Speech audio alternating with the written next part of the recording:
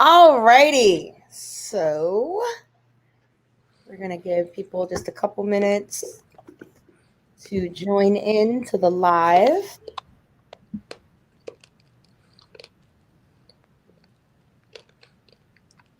Let's see.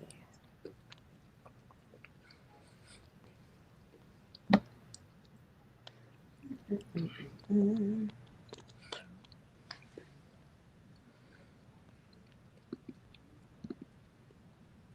Okay. So, hello everyone. It's so good to see you all here this evening. My name is Ruth Leonard, and I am a dark brown skinned woman who has her hair in a pulled back afro. I'm wearing a black top with a red, uh, brown, and gold necklace.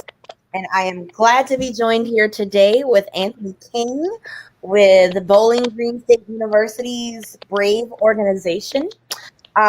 So we're here today to talk with you about our Get Out the Vote initiative, but I did want to let Anthony introduce himself. So, floor is yours. Yeah, thank you so much, Ruth. Like Ruth said, my name is Anthony King. I am a fourth-year student at Bowling Green State University. Also on the Human Relations Commission and representation of the student body at Bowling Green State University. I'm also the founder and director of Brave Nonprofit. We are a Black initiative group that helps fight for inclusivity and diversity in majority white towns like Bowling Green. And so we've done rallies before. We've lobbied city council to get a racial resolution passed for a police liaison. We've done a couple of events such as Juneteenth, Emmett Till Vigil. And so that's just a little overview of the work that we've done in Bowling Green so far. Alrighty. And so, once again, we're here today to talk about our Get Out the Vote initiative. So, over the next few days, due to a grant from Ohio Women's Alliance, both CSRN and Brave have received funds in order to help our community members get out there and get out the vote. So, at a bare minimum, we are looking for volunteers who can serve for about 3 hours across any of the days between between Saturday to Tuesday to get out the vote. And we are able to pay $20 an hour. So you're looking at $60 per shift. And sorry, I just had a brain moment. Anthony, can you tell a little about where you guys will be canvassing for the next few days? Yeah, absolutely. And so we'll be election day. So Saturday and Sunday we'll be at some local apartments here in Bowling Green that are majority housed by students. So Saturday we will be at the Edge Apartments, and Sunday we will be at Falcons Point. We'd be just going door to door, just encouraging everyone to vote, just really being advocates for getting out to vote. Also spreading information about voting, where you can vote, when you can vote, the polling hours, and as such. And Monday and Tuesday will be on campus at the Union Oval, doing the exact same thing. Okay. And so, in which county will you be in? One more time. Which county? We are Wood County. Okay. Yes. Alrighty. Okay, and so for Lucas County, we will be doing something similar. It won't be specifically student housing, but we will be in different neighborhoods and communities in some of the housing projects, and we'll be doing the same thing, going door to door, making sure that people have access to information all about voting. Now, speaking of access to information, we do have some information to share with you all. This actually comes out of the voting frequently, or the frequently asked questions about voting. I believe this comes from ABLE. And so a review of some of the questions. So can you still request an absentee ballot?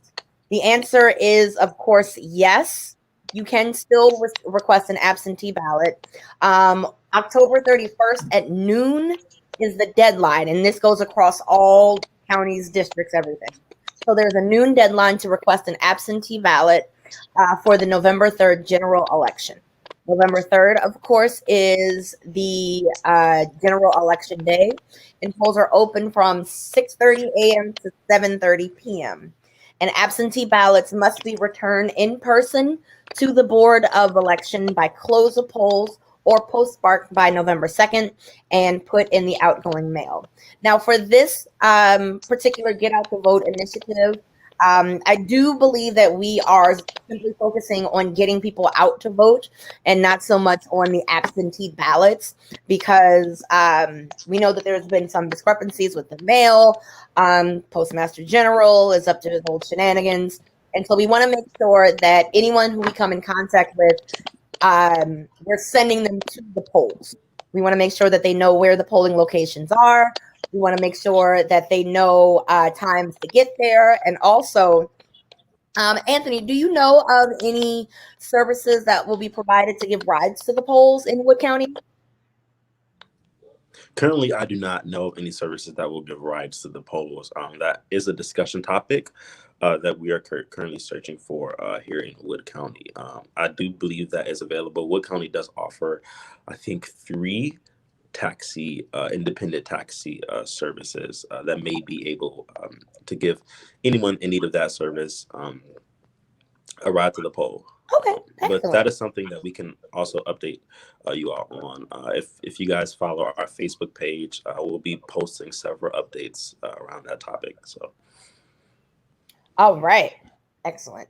The second question that is frequently asked is, can you vote without a photo ID? And the short answer is yes.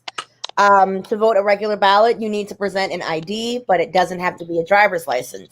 Acceptable forms include an unexpired Ohio's driver's license or state ID card, a military ID, a photo ID issued by the U.S. government or state of Ohio that contains your name and current address and that has an expiration date that has not passed, or a current within the last 12 months utility bill, bank statement, government check, paycheck, or other government document, other than a notice of voter registration mailed by the Board of Elections that shows your name and current address. And voters without ID, if you do not have any of the, I'm sorry, I'm going to make this a little bit bigger. There we go.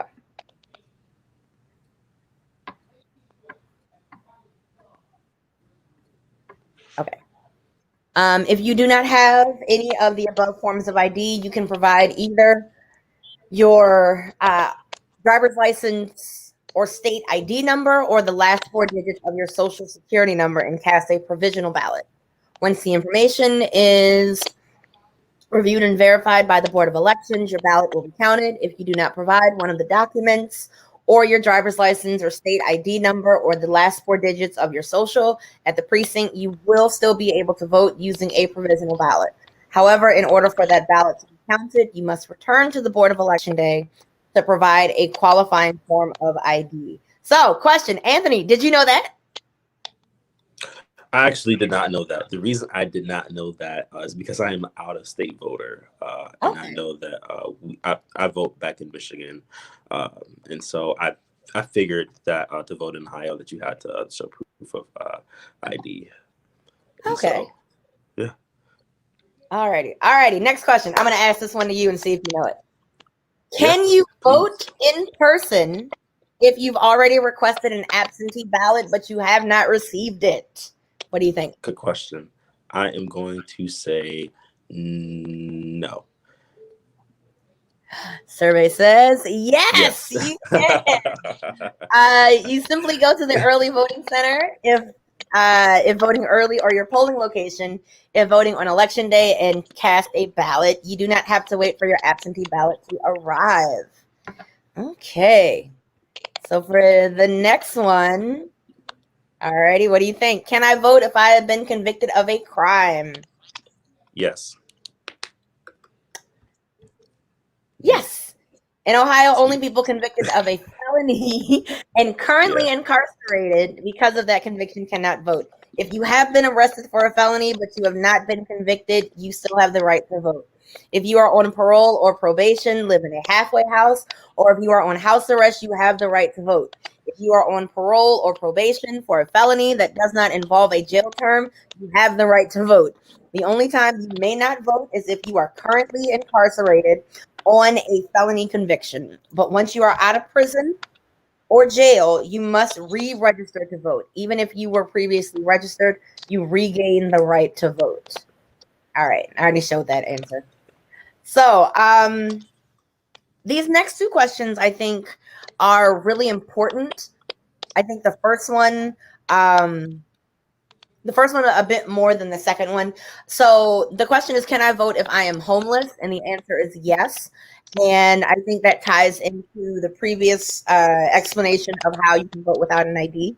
Have you done, and I'm putting you on the spot right now, but have you done any work, say with the with counting the homeless or registering homeless citizens to vote? Yeah, so currently in Bowling Green, there is only one homeless citizen in the entire city of Bowling Green, and he is Wow, registered to vote. I know, yes, there's only one homeless citizen? yeah, That is amazing. yeah. Like, if I think nothing it's else, telling. good job, Bowling Green. Wow, that's phenomenal. Okay, shout out to Bowling Green Yeah, for that. The next question is, can I vote if I have a disability? The answer is yes. You can get help voting. You can bring a family member, close friend, or support staff into the voting booth. If you need help to vote because of your disability, you can ask for help from the poll workers where you vote. But you cannot bring your employer, an agent of your employer, or a candidate whose name appears on the ballot. Accommodations can be asked for at any time while you are voting. To request real-time captioning, ASL interpreter, material in large print, or other accommodations, please contact your local board of elections. Please provide at least 72 hours or 3 days advance notice so that they are there and available for you to use. If you are unable to physically get into the building, you can vote curbside. Two poll workers will assist you at your car in the polling place designated curbside voting area. Quick question, Anthony, have you voted already? I'm actually voting tomorrow in Michigan. Okay. So I Yeah, went to early vote and I stood in a line. It took me about an hour and 20 minutes to vote. And once you get to the entrance to the early voting location, there's a sign that says if you believe you have COVID related symptoms, then you can ask for curbside voting. So I wasn't aware of curbside voting before this election. I'm pretty sure it was available just because of the disabled community. But if right. you are worried about having about exposure or having if you are exhibiting any symptoms, then you can request a curbside ballot. So that's pretty cool. Let's see. Next up, can I cast my ballot if I'm in line by 7:30 p.m.? So that is a resounding yes. However, actually, not even however, it is very important that you remember this. And Anthony, I really want you to drill this into the minds of whoever you have voting. Um, as long as you are in line by 7:30 on election day, you cannot be turned away under any circumstances.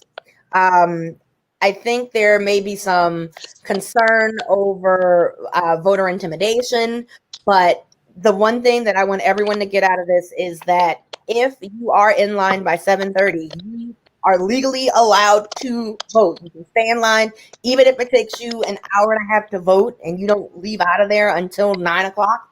You are legally allowed, if you are in line by 7:30, to vote. So please remind all of your volunteers about that. Now, here's where we get into voter intimidation tactics. Is it legal to form a private militia in Ohio? No.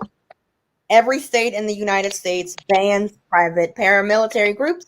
and the Ohio Constitution states that the military shall be in strict subordination to the civil power.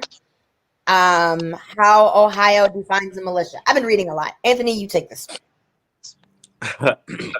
How Ohio defines a militia. A militia can be composed of anyone who is able-bodied, able to defend the U.S. if called upon. A private militia that attempts to activate itself for duty outside of the authority to the state of or federal government is legal. Govern Georgetown said.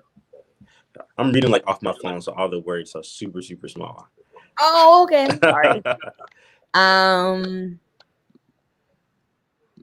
Who is Georgetown? That's really interesting. Okay, then. Either way, that's what militia is, or that's what a militia is. And the only time a militia is legal in Ohio, also, I guess Georgetown University must have done something. Any group participating in paramilitary or law enforcement activity without being called upon by the governor or the federal government is conducting illegal behavior. Groups of armed citizens may engage in unauthorized militia activity even if they do not consider themselves to be members of a paramilitary organization, Georgetown found. Alrighty, Anthony. Does the Second Amendment protect militias? What do you think? No. Correct. In short, no. The Supreme Court has twice found that private paramilitary groups can be prohibited. Alrighty. Sweet. Thank you so much for joining. So, Anthony, how can people sign up?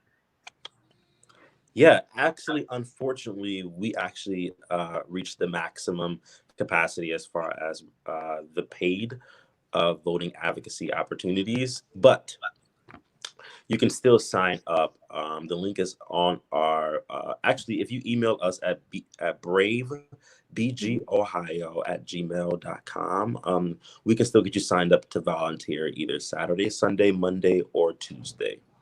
But of course, will not be paid. Okay. So I am going to jump in then, and I'm going to say that if there is anyone, because there is still in Lucas County, if there is anyone who is in Wood County that would like to volunteer for a paid position in Lucas County, then you can follow the, let's see, let me share the screen one more time. So you can go to csrntoledo.com. And I want to say it's probably the first thing that you will see on the website, but there is a link that you can click on for our Get Out the Vote sign up. And so we have lots of spaces available. The main thing that we need is your email address and your name. We would like to know your age, whether or not you have reliable transportation, the dates you would like, or the date you would like to volunteer, as well as the shifts that you would like to volunteer, and if you have any comments or questions. So there is still space in Lucas County if you would like to volunteer or be a paid volunteer. If you are closer to BG, though, you may not have reliable transportation, then I'm sure that Anthony would love to have you volunteer with him and his group. Absolutely. Let's see. I'm trying to think if there's anything else we can share with the people. Yeah, Ruth, is there anything that you would want your volunteers or paid volunteers to bring on the day of their shift? So I was able to partner with, I believe his name is Liam Welsh, and he is a University of Toledo student, but he also works with Toledo Votes. And he was able to donate masks, hand sanitizer. I believe there may be some gloves in there. So basically any type of PPE that would be needed, as well as some literature. So everything from the ACLU, all of the stuff that we just read, all of that will be provided. The main thing is to make sure that you wear comfortable shoes, because you'll be walking. It's 3 hours worth of knocking doors. If you have if you want to bring like a small bottle of water, you can bring that. I'm trying to think if there's anything else that I would want people to bring. Yeah, no, I don't think so. Is there anything that you are having your people bring? Mostly the same. I was going to provide some water. I wanted to make it clear to everyone that signed up in Wood County that they would have to stay nonpartisan the Yes. entire time, and so that goes for clothing. So Yes. they would have to wear nonpartisan clothing as well for the entirety of the shift. Can you explain what nonpartisan is? Nonpartisan means not favoring either party or any Okay. party. If that, and so no Biden and or Trump paraphernalia. Um, Okay, so one of the other things that I think is really important is making sure that our volunteers know how to engage with the citizens. mhm, I'm basically sending out the volunteers to give information about how to vote.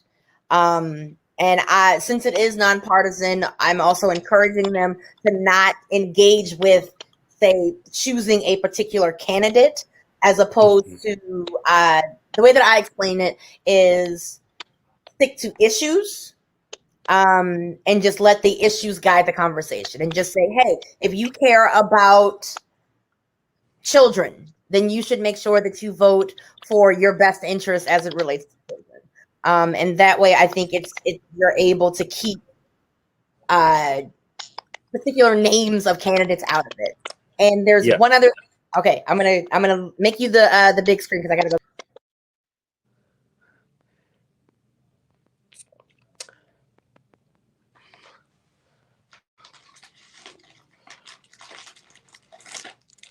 Hey guys, Ruth has left me here all alone. I'm Oh, back. here she goes.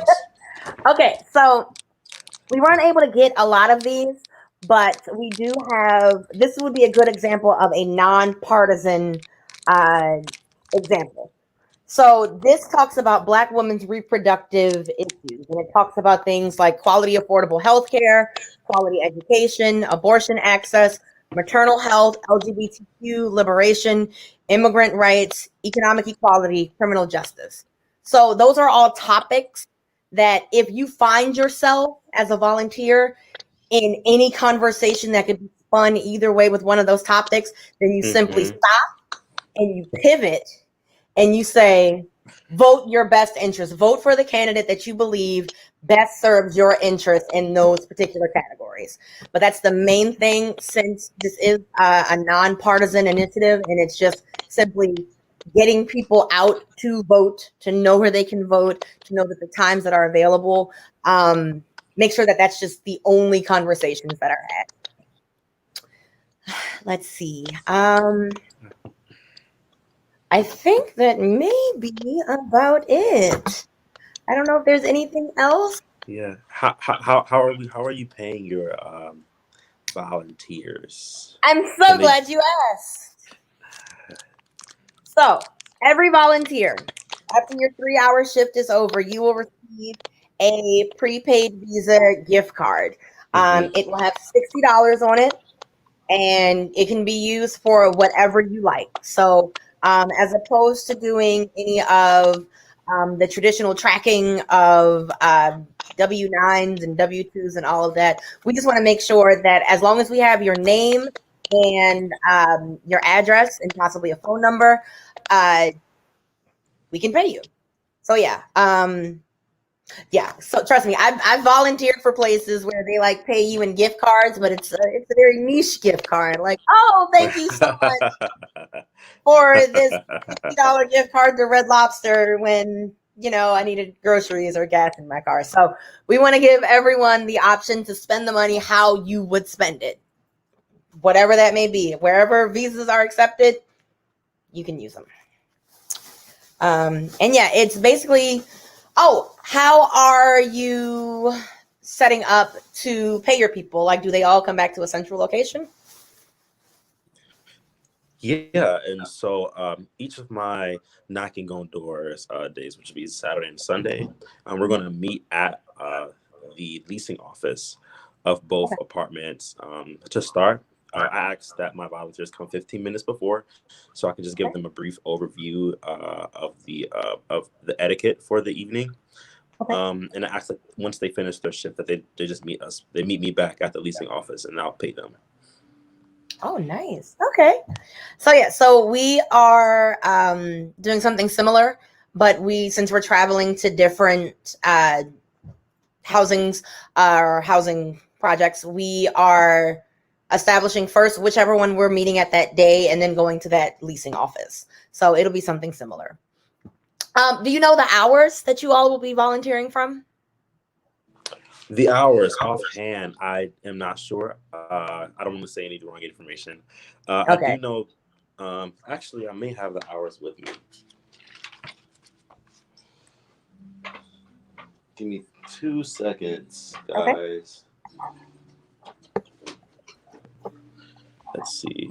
Um, Sweet. So Saturday we are on from 9 a.m. to 12 p.m. and 12 p.m. to 3 p.m.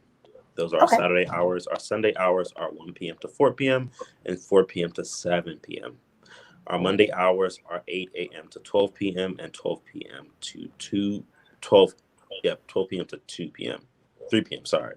Okay. And our Tuesday hours are 7 a.m. to 10 a.m., 10 a.m. to 1 p.m., and 1 p.m. to 4 p.m. So those are our Tuesday hours. All right. So, our hours um are basically we do 10 a.m. to 1 p.m., 11 a.m. to 2 p.m., 12 p.m. to 3 p.m., 1 p.m. to 4 p.m. And that's for Saturday, Sunday, and Monday. And then on Tuesday, we'll be going from 7 to 7. So wherever you can fit in for a 3 hour block between 7 a.m. when the polls open and 7 p.m. when the polls close, we will fit you in there.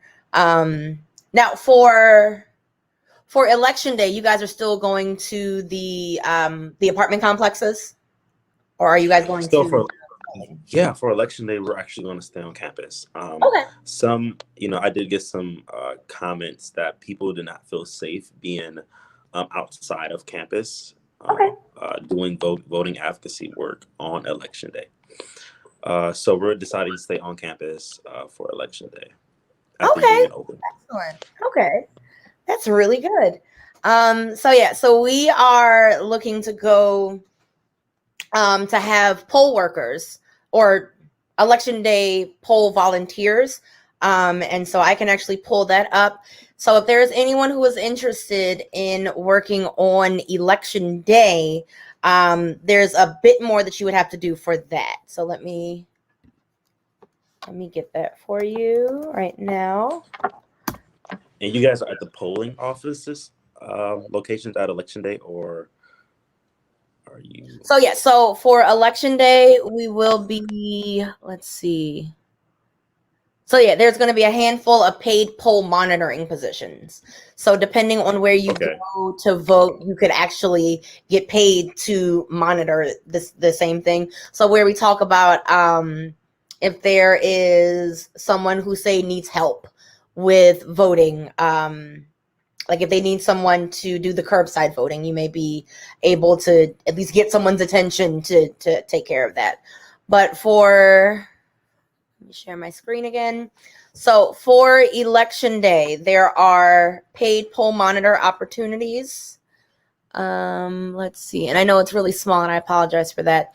But it says the job description, let's see, is to show up to your assigned shift and communicate with your regional lead that you have arrived, to distribute Know Your Rights cards to voters, to answer basic questions from voters such as ID requirements, and to report back to the regional command center any problems that need to be resolved, such as voter intimidation or a pattern of poll worker area. So basically the same thing that you would be doing door to door, um, before election day, you would do the same thing just at that specific precinct. So that's also available. If there's anyone from Wood County that would feel comfortable coming up to Lucas, that's also an option. Thank All you. right. Oh yeah, no problem. Yeah. Um, And how many positions do you have open currently? so currently we have 4, 5, 6. So we have, I want to say, 9 positions that are still open. And so I think that's going to be really interesting because I think we may have an opportunity, depending on if we get those positions filled, if we still need people, someone can double back, and they can work another shift. And if the space is available, then we would be more than happy to pay them for their time. 100%. Yes, indeed. So I think if that's everything, are there any other questions that you have? I think that's it, Ruth. Alrighty. Well, thank you so much, Anthony, for joining me. And I can't wait to get out the vote. And I'm going to try to make it down to Wood County one of these days so that I can just see the great work that you guys are doing, hopefully within the next couple of days. And thank you for the work that you're doing with Brave. Do you have anything planned for after get out the vote? Or is this kind of like a lot right now and you're just trying to make it to election day? No, definitely it is a lot. We actually have a virtual event, Ruth, that is going to be on PBS November 13th at 6 p.m. And so we're hosting a panel discussion with the police liaison of Bowling Green, Greg Dickerson, a former police officer and professor of Bowling Green, and Anna Brown, an educator at BGSU. And so we're hosting that panel discussion on November 14th, 6 p.m. So please tune in if you guys have time. It'll be a really dope discussion. And yeah, also thank you, Ruth, for including me in this and in this live. I love your group, and hopefully I can come to Toledo and get a chance to experience some of the amazing work that you guys are doing as well. Oh yes, for sure. Okay, so wait, you said November. What date is this? Because I love PBS. Okay, you said November 14th. Yeah, so November 13th, actually. 13th. November 13th at 6 p.m. 6 p.m. to 7:30 p.m. It'll also be on our Facebook Live. Okay. And what's the broadcast called? It's called Be Color Brave. A discussion on the importance of diversity and inclusion featuring local law enforcement. All right now. Look, I am jealous. Okay, I can admit it. I love me some PBS and some NPR. Yeah. All righty. Well, excellent job. Oh my gosh, I can't wait to see the Be Color Brave on November 13th from 6 to 7:30 p.m. on PBS. Woo-hoo. Yeah. Yes. I'm excited. All righty. Yeah. Well, thank you to everyone who tuned in. Thank you to Brave. Thank you for all that you guys are doing. You guys inspire me to just keep on keeping on, because I know when I was in college, I was not the most politically active individual. Yeah. But then also I did not have the world's worst president. So right. But either way, thank you for the work that you guys have been doing. If you guys need anything at all, please do not hesitate to reach out. This broadcast, again, is currently on Facebook Live, but it's also on YouTube. Anthony, I sent you the link so you can share it to anyone who's not on Facebook.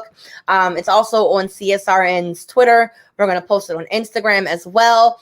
Anthony, please keep me informed about whatever you guys have coming up next. I cannot wait. Absolutely. I cannot wait to see you guys on PBS. Like, I am legit hype for you guys. Like, thank you. Have a great evening. If you have any volunteers that want to make their way up to Lucas County, please send them our way. We need to get this money out. We want to give it to the people, and absolutely, we know that it's possible to get all these gift cards given out. All righty. Well, have a great night. You too, Ruth. All righty. Be safe. I'll see you soon. Yes, indeed. Yeah. All righty. Thank you. Okay.